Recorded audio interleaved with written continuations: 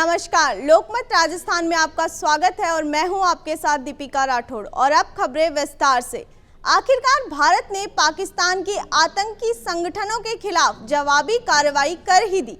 Indian air force में मंगलवार आधी रात के बाद पाकिस्तान और पीओके यानी पाक अधिकृत कश्मीर के भीतर एयर स्ट्राइक की। इस हमले में 7 शहरों के 9 आतंकी ठिकानों को निशाना बनाया गया है। अब तक मिली जानकारी के मुताबिक इसमें 100 से ज्यादा आतंकी मारे गए हैं। भारत की जवाबी कार्रवाई पहलगाम हमले के 15 दिन बाद की गई है और ऑपरेशन सिंदूर इसका नाम दिया गया है। ये नाम उन्हीं महिलाओं को समर्पित है जिनके पतियों की पहलगाम में 22 अप्रैल को आतंकवादियों ने हत्या कर दी थी। पाकिस्तान के इंटर सर्विसेज पब्लिक रिलेशंस के डायरेक्टर लेफ्टिनेंट जनरल अहमद शरीफ चौधरी ने कहा, भारत ने 24 मिसाइलें दागी है। वहीं पीएम मोदी ऑपरेशन सिंदूर को पूरी रात मॉनिटर करते रहे।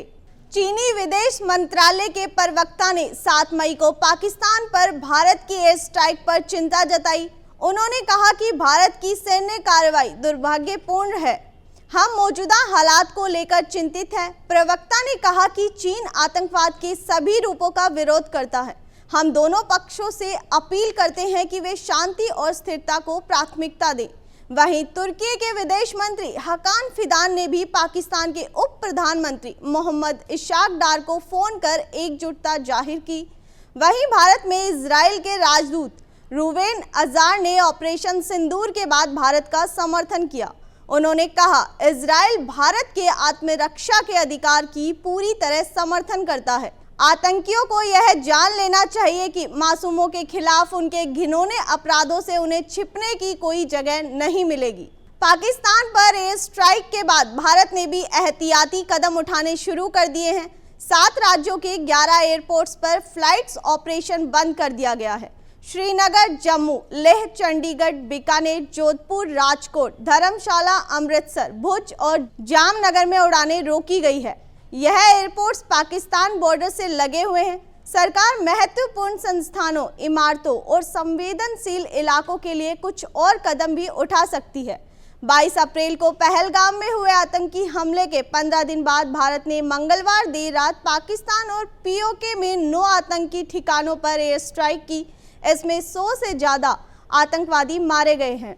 भारत की एयर स्ट्राइक के बाद पाकिस्तान ने सोशल मीडिया पर झूठ फैलाना शुरू कर दिया है। अब एक एक करके ये सभी झूठ पकड़े जा रहे हैं। पाकिस्तान ने कहा कि उन्हें भारत के 3 राफेल और 2 मिग विमान को मार गिराया है। ये दावा सोशल मीडिया पर पाकिस्तान समर्थित यूजर्स ने सालों पुरानी फुटेज के जरिए किया है। एयर स्ट्राइक के बाद सोशल मीडिया पर पाकिस्तानी यूजर्स ने 9 महीने पुरानी एक वीडियो शेयर की, जिसके जरिए दावा किया जा रहा है कि पाकिस्तान ने भारत का 3 राफेल गिरा दिया। हालांकि सच्चाई यह है कि जिस वीडियो को शेयर किया जा रहा है वह 3 दिसंबर 2024 का है, जब राजस्थान में इंडियन एयरफोर्स का मिग 29 लड़ाकू विमान दुर्घटनाग्रस्त हुआ था। रिवर्स इमेज सर्च में यह दावा पूरी तरह फेक साबित हुआ है। मॉक ड्रिल आज देश के 12 राज्यों और 2 केंद्र शासित प्रदेशों के 244 इलाकों में युद्ध के दौरान बचाव के तरीकों की मॉक ड्रिल हो रही है। आज ब्लैकआउट एक्सरसाइज की जाएगी। गृह मंत्रालय ने इन इलाकों को सिविल डिफेंस डिस्ट्रिक्ट के तौर पर लिस्ट किया है। ये सामान्य प्रशासनिक जिले में अलग है। सिविल डिफेंस डिस्ट्रिक्ट्स को उनकी संवेदनशीलता के आधार पर 3 कैटेगरी में बांटा गया है। कैटेगरी 1 सबसे संवेदनशील और कैटेगरी 3 कम सेंसिटिव है। गृह मंत्रालय ने 5 मई को सभी राज्यों को मॉक ड्रिल कराने के आदेश जारी किए थे।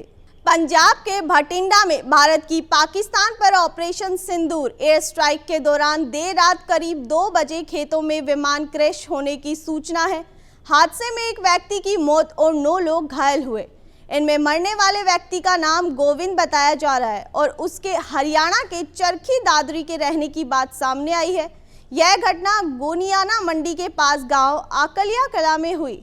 पुलिस ने पूरा एरिया सील कर दिया है। 2 किलोमीटर पहले मीडिया को रोक दिया गया है। अभी प्रशासन की तरफ से कोई आधिकारिक बयान सामने नहीं आया है। यह भी नहीं बताया गया है कि यह विमान किसका है। घटना के कुछ वीडियो सामने आए हैं जिसमें खेतों में बड़ी चीज जलती दिख रही है।